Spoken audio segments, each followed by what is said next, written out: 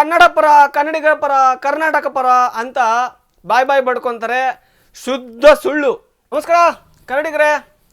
ನೋಡಿ, ಈ ಕಾಂಗ್ರೆಸ್ಸಿಂದ ಅದು ಯಾರೋ ಪವನ್ ಖೇರಾ ಅಂತೆ, ಆತನನ್ನು ರಾಜ್ಯಸಭೆಗೆ ಕಳಿಸ್ತಾ ಇದ್ದಾರೆ.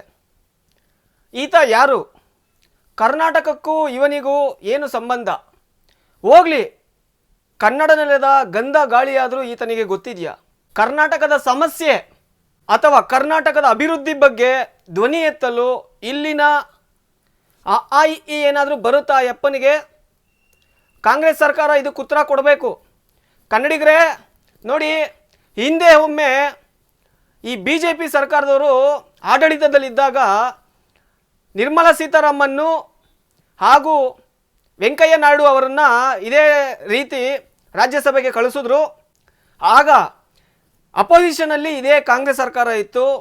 ಏನು ಬಾಯಿ ಬಡ್ಕೊಂಡಿದ್ದೆ, ಕಿರ್ಚಾಡಿದ್ದೆ, ಮೈ ಪರ್ಚ್ಕೊಂಡಿದ್ದೆ. ಆದರೆ ಇವತ್ತು ಆಡಳಿತದಲ್ಲಿ ಇದೇ ಕಾಂಗ್ರೆಸ್ ಸರ್ಕಾರ ಇದೆ. ಈ ರಾಷ್ಟ್ರೀಯ ಪಕ್ಷಗಳು ಯಾವುದೇ ಆಗಿರಲಿ, ಕಾಂಗ್ರೆಸ್ ಆಗಿರಲಿ, BJP ಆಗಿರಲಿ, ಇವರು ಆಡಳಿತಕ್ಕೆ ಬರೋಕ್ಕೂ ಮುಂಚೆ ಹೇಳೋದು ನಾವು ಕನ್ನಡ ಪರ, ಕನ್ನಡಿಗರ ಪರ, ಕರ್ನಾಟಕ ಪರ ಅಂತ ಬಾಯ್ ಬಾಯ್ ಬಡ್ಕೊತಾರೆ. ಶುದ್ಧ ಸುಳ್ಳು, ಶುದ್ಧ ಸುಳ್ಳು. ಇದು ಕರ್ನಾಟಕದ ಆತ್ಮ ಗೌರವಕ್ಕೆ ಧಕ್ಕೆ ತರುವಂಥ ಕೆಲಸ. ಇದನ್ನು ಪ್ರತಿಯೊಬ್ಬರು ಕೂಡ ಧ್ವನಿ ಎತ್ತಿ ಈ ಪವನ್ ಖೇರಾ ಅನ್ನೋನ ರಾಜ್ಯಸಭೆಗೆ ಕಳಿಸ್ಬಾರ್ದು. ಕನ್ನಡ ಪರ ಏನಾದರೂ ನಿಮಗೆ ಒಂದು ಚೂರಾದರೂ ನಿಮಗೆ ಮನಸ್ಸಿದ್ರೆ ಈತನನ್ನು ರಾಜ್ಯಸಭೆಗೆ ಕಳಿಸ್ಬೇಡಿ. ಯಾಕೆ ಕರ್ನಾಟಕದಲ್ಲಿ ಯಾರು ಯೋಗ್ಯರಿಲ್ವಾ ರಾಜ್ಯಸಭೆಗೆ ಹೋಗೋಕ್ಕೆ? ಯಾಕೆ ಕನ್ನಡಿಗರು ಯಾರೂ ಇಲ್ವಾ ರಾಜ್ಯಸಭೆಗೆ ಹೋಗೋಕ್ಕೆ? ಈ ಅಪೋಸಿಷನ್ನಲ್ಲಿ ಈಗ BJP ಕೂತಿದೆ. ಏನು ಮಾಡ್ತಾ ಇದ್ದೀರಾ ನೀವು? ಅಪೋಸಿಷನ್ ಅಂದರೆ ಏನು? ಇವ್ರು ಮಾಡೋ ಭ್ರಷ್ಟಾಚಾರಗಳು, ಈ ಥರ ಕಿತ್ತೋಗಿರೋ ಕೆಲಸಗಳು, ಕನ್ನಡ ಪರ ಏನಾದರೂ ಮಾಡಲಿಲ್ಲ ಅಂದಾಗ ಅದನ್ನು ವಿರೋಧಿಸಿ ಹೋರಾಟ ಮಾಡಿ ಅದನ್ನು ತಡೆಯುವಂಥದ್ದನ್ನು ಅಪೋಸಿಷನ್ ಪಾರ್ಟಿಯವ್ರು ಮಾಡಬೇಕು.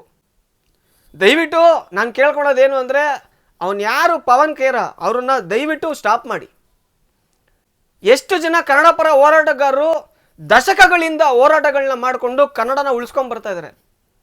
ಅವ್ರನ್ನ ರಾಜ್ಯಸಭೆಗೆ ಕಳಿಸಿ. ಬೆಂಡೆತ್ತು ಬಿಡ್ತಾರೆ ಅಲ್ಲಿರೋರಿಗೆ. ಕನ್ನಡ ಪರ ಏನು ಧ್ವನಿ ಎತ್ತಬೇಕು, ಕರ್ನಾಟಕ ಪರ ಏನು ಧ್ವನಿ ಎತ್ತಬೇಕು ಅಂತ ಅವ್ರಿಗೆ ಗೊತ್ತು. ಇಂಚಿಂಚು ಕರ್ನಾಟಕದ ಬಗ್ಗೆ ಗೊತ್ತಿರೋನ್ನ ಕಳಿಸಿ. ಯಾವನ್ನ ಕರ್ಕೊಂಡೋಗಿ ಅಲ್ಲಿ ನೀವು ರಾಜ್ಯಸಭೆ ಕಳಿಸಿದ್ರೆ ಏನು ಅನ್ಕೊಂಡಿದ್ದೀರಾ ನೀವು? ಅದು ಕರ್ನಾಟಕದ ಕಿರೀಟದ ಒಂದು ಸ್ಥಾನ ಅದು ಅಂತೇಳಿ ಈ ವಿಡಿಯೋ ಮುಗಿಸ್ತಾ ಇದ್ದೀನಿ. ಧನ್ಯವಾದಗಳು. ಜೈ ಕರ್ನಾಟಕ.